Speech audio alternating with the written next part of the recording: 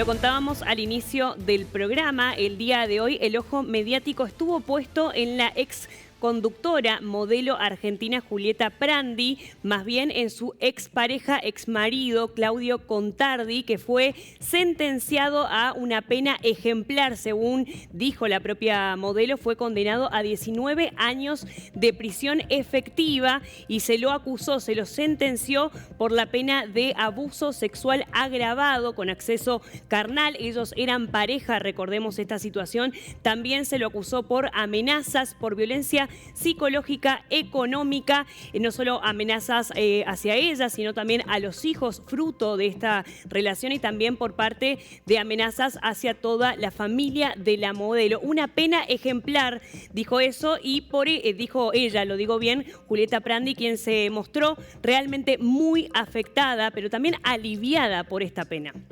Bueno, Natalia Pino Roldán es psicóloga, especialista en violencia de género. Ha estado antes aquí. Buenas noches, ¿cómo estás? Muy buenas noches, gracias por la invitación. Un abuso sexual dentro del matrimonio, ¿es igual o parecido o lo mismo que un abuso sexual en una esquina o en un baldío, digamos, oscuro de Posadas? Y en cuanto a secuelas psicológicas, no, es peor. Epa.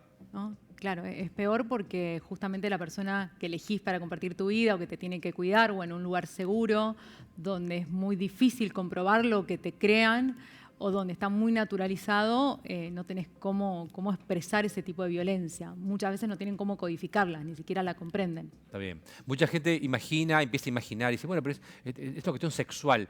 Me parece que es mucho más que una cuestión sexual, digamos. Es una cuestión de dominación y de abuso, digamos, ¿no? Sí, totalmente. Es un tipo de violencia. Hay muchos tipos de violencia. La gente generalmente identifica la física como la más rápida, pero la violencia sexual es una de las que menos se habla, de las que considero, en mi experiencia, que menos estadísticas tenemos, porque son las no nombradas por vergüenza, por pudor. Cuesta preguntarlo, cuesta que la víctima lo cuente, Claro, así que tampoco tenemos claro. números reales. ¿Cómo decís que tu marido te abusa sexualmente en la cama que comparten, digamos? O sea, cuesta hasta verbalizarlo, ¿no? Sí, mira, te vas a sorprender mucho de la cantidad de mujeres que hoy por hoy, sin sufrir violencia o sin tener un vínculo que ellas identifican como violento, tienen relaciones sexuales sin querer tenerlas, ¿no? Como que sienten que lo tienen que hacer, si no él se enoja, se pone chinchudo, está días sin hablarme, como si fuera hoy, y todo tipo de mujeres, ¿no? O sea, no se animan a decir que no, digamos. Lo tienen naturalizado, creen que si no reciben un castigo, porque claro, el castigo no es del agresor siempre a los golpes. Hay muchas formas de ir hacer una reducción de esta mujer a un objeto. Hoy una especie de intelectual, escribió en redes algo tremendo, digamos, casi lo mataron después, pero no importa. Él dijo, pero ¿por qué no se separó? ¿Por qué no se separó? Porque ella seguía compartiendo la cama con el tipo, con su marido. ¿Por qué no se separó? Y después que se separó, empezó a denunciar. Porque es cierto, digamos, Julieta Prandi no se separó inmediatamente, se bancó durante bastante tiempo, ¿no? Por no poder hacer psíquicamente otra cosa. Hay un círculo patológico de la violencia que explica esta cuestión de por qué no es fácil salir. Tampoco las violencias empiezan con un golpe o con un grito. Las violencias empiezan disfrazadas de cuidado y de sobreprotección y se va rompiendo la psiquis de esta persona, ¿no? Uno deja de ser un sujeto, es un objeto de la propiedad del otro. Todo esto es lo que tenemos que reconstruir luego, desde la terapia, luego de una denuncia. Sí. Y estamos hablando, y alguien también lo decía, pero Julieta Prandi, pero una persona formada, instruida, con muchos contactos, con muchos amigos, con mucho mundo, con mucho dinero y con solvencia económica para irse, bueno, así todo ello. O sea, esto es transversal, Natalia, ¿no? Es transversal. Para mí este caso es modelo en esta cuestión. Uno imagina a la víctima de violencia y generalmente el común de la sociedad la imagina pobre, sin recursos, sin contactos, sin estudio. Y no, es transversal a todos. También me parece importante escuchar la opinión de la profesional, porque Julieta mencionaba en varias entrevistas que su abusador, en este caso su ex esposo, la aislaba a ella de todos sus círculos sociales. Y esto es algo que también se repite y se ve mucho, de que ella no tenía ya contacto con sus amigas, ni siquiera con su familia. Sí, el aislamiento, insisto, aparece disfrazado, sos una mala madre que abandonás a tus hijos todo el tiempo, sos un desastre en tu trabajo, todos se te ríen, digo, empieza, ¿no? Degradando a la persona y poniéndola en duda de todo tipo de seguridad que tiene como ser humano. Sin ir a un caso tan extremo, hay mucha gente que te está viendo, muchas mujeres que te están viendo, y por ahí, como vos decís, no tienen ganas por ahí todo el tiempo de tener sexo con su marido. No tienen ganas, o sea, por las razones que sean. ¿Qué hay que hacer? Hablarlo, intentar hablarlo, conversar con el tipo y decir, mirá, pasa esto.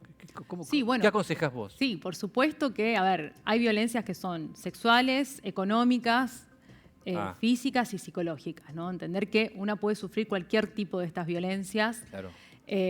Una no es la propiedad del otro, una no...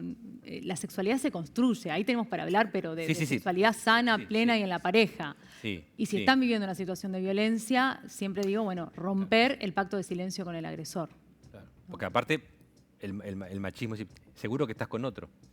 Seguro que te gusta otro. ¿Qué te pasa? ¿Por qué no? Hay mujeres que se ven forzadas a tener sexo todos los días, varias veces al día. Bueno, Julieta Prandi contó eso. Sí. Dijo que ella era forzada todos los días a mantener sexo cuando ella no quería. Sí, con varones que les queda un montón todavía de educación y educación sexual construidos en el patriarcado, donde qué pasa que no se sienten hombres si esto no sucede. Ajá. Esto es interesante y trabajar con las masculinidades también. Impresionante la reacción de Julieta Prandi, lloraba a los gritos y decía, bueno, que recién a partir de ahora puede empezar a vivir de nuevo, ¿no? Tan fuerte es el tema, digamos. Sí, ahora con el tipo preso, digamos. Sí, quedan destruidas, quedan muchas de las víctimas, y más en casos como estos, sosteniéndolos tantos años. No hablo de este caso en particular, pero con estrés postraumático, con depresiones severas, necesitan tratamientos por años. Esto de no verlo es porque, bueno, la imagen del agresor despierta situaciones traumáticas en el cuerpo, además, ¿no? Interesante lo que dijiste hace un ratito, ¿no? La violencia de género se expresa de diferentes maneras, no solamente con un cachetazo o con una paliza. Hay muchas formas de violencia de género que se dan por ahí que son un poco más silenciosas inclusive, ¿no? Sí, totalmente. Empieza con la humillación, con la descalificación, con poner en duda a la otra, con ir apartando sus redes sociales, digamos, pero de una manera... Digo, ¿no? Solapada siempre en quiero estar más tiempo con vos, quiero que estemos todo el tiempo juntos, quiero llevarte a lugares. Entonces, cuando una realmente necesita salir de ahí, a veces no tiene a nadie. Este caso también puso o vuelve a poner en debate la cuestión del tratamiento sobre la violencia de género en el sistema judicial, y Julieta mencionaba todo el tiempo esta cuestión de revictimización, una y otra vez de revivir, de contar constantemente los abusos que sufrió. ¿Cómo lo puede vivir o qué le puede suceder en la cabeza a una persona esta situación de volver a revivir constantemente esto? Bueno, las secuelas de violencia y de abuso sexual son fuertísimas, ¿no? Desde intentos de suicidios, depresiones, vuelvo a decirlo, problemas alimenticios, sexuales. Cada vez que una víctima tiene que contar estas atrocidades que vivió, no está contando un cuento, no está haciendo un comentario en la oficina, empieza a reaccionar el cuerpo cada vez que lo cuenta como si lo estuviera viviendo nuevamente. Ese es el concepto de revictimización, ¿no? Entonces, si está contando que fue abusada, que las veces que tuvo que contarlo, el cuerpo sintió y reaccionó como si estuviera siendo abusado sexualmente en el momento. Entonces, por eso la importancia de solo hablar en una pericia, de que se acorten los tiempos de repetir constantemente. Una víctima tiene que ir a la policía a contar, tiene que volver a hacer una denuncia, volver a hacer una ampliación.